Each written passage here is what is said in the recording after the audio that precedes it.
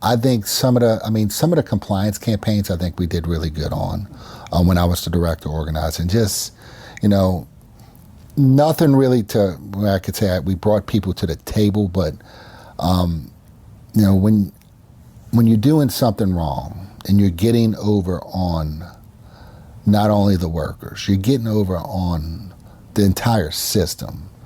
You know, some of these jobs these workers are on are public jobs. That's our money. Yeah. It's our money. So to expose the bad players is something I really, I'm not going to say I relish that, but to expose them, to try to get them to do the right thing makes me happy. It makes, you know, like the last one we did, and this was a paint contractor, and I don't want to get too much into who it was and all that. I'll tell you, you could pull up the article. It's on the Department of Labor, right? So okay. I could show it to you.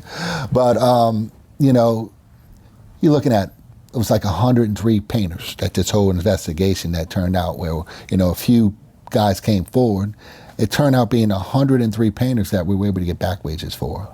Over $250,000 worth. That makes me feel good. So the company was just not underpaying them? Not paying them overtime. Yeah, okay. Not paying them overtime. And that is, if you go to most job sites in this city, in construction, particularly painters, carpenters, we're probably the most exploited when it comes to in terms of people being misclassified.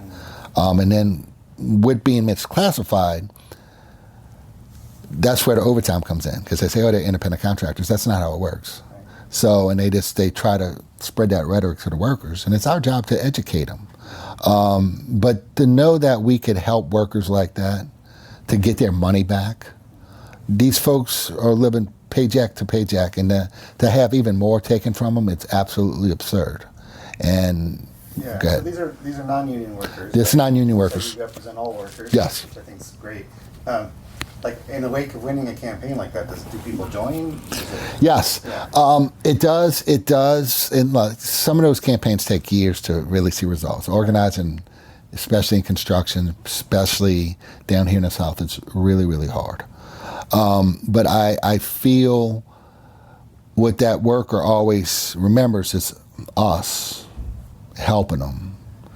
Now, sometimes we have a problem because we might have a shortage of contractors. If we can't put people to work, chances are they're not going to stay with us very long.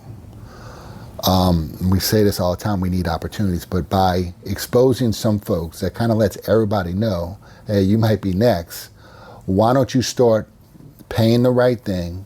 Obviously, those bids are going to be more competitive with our contractors to get opportunities for those guys to go to work.